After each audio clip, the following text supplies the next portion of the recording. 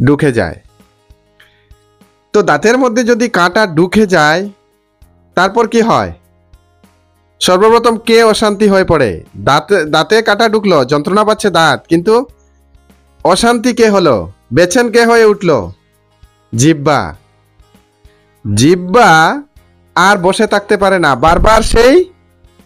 বারবার সেই কাঁটার নিকটে যায়, যেখানে কাঁটা ঢুকেছে দাঁতের মাড়িতে, সেখানে বারবার জিহ্বা যেতে থাকে কেমন করে সেই কাঁটাটিকে বের করে আনবে। অশান্তি হয়ে পড়েছে।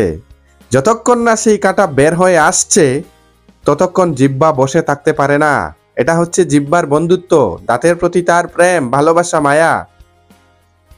যে দাঁতের জন্য জিহ্বা কাজ করে সর্বদা, খাদ্যবস্তুকে জিহ্বাই দাঁতের মধ্যে নিয়ে পৌঁছিয়ে নিয়ে দেয়। মানে দাঁতের মধ্যেখানে নিয়ে কে নিয়ে দেয়? জিহ্বা। সেই দাঁতের জন্য জিহ্বার প্রেম আছে, এজন্য দাঁতের মধ্যে কাঁটা ঢুকে গেলে জিহ্বা শান্তিতে বসে থাকতে পারে না। তাই যতক্ষণ না পর্যন্ত সেই কাঁটাটি বের হয়ে আসছে ততক্ষণ পর্যন্ত জিহ্বা চেষ্টা করতে থাকে কিভাবে ওই কাঁটাটিকে বের করে আনতে হবে। কিন্তু সেই জিহ্বা যদি দাঁতের মাড়ির মধ্যে থেকে, দুই দাঁতের মধ্যে থেকে সরে আসতে দেরি করে বসে, 1 সেকেন্ড নয়, মাইক্রো সেকেন্ড দেরি করে বসে, তাহলে দাঁত কিন্তু জিহ্বাকে কনসিডার করে না।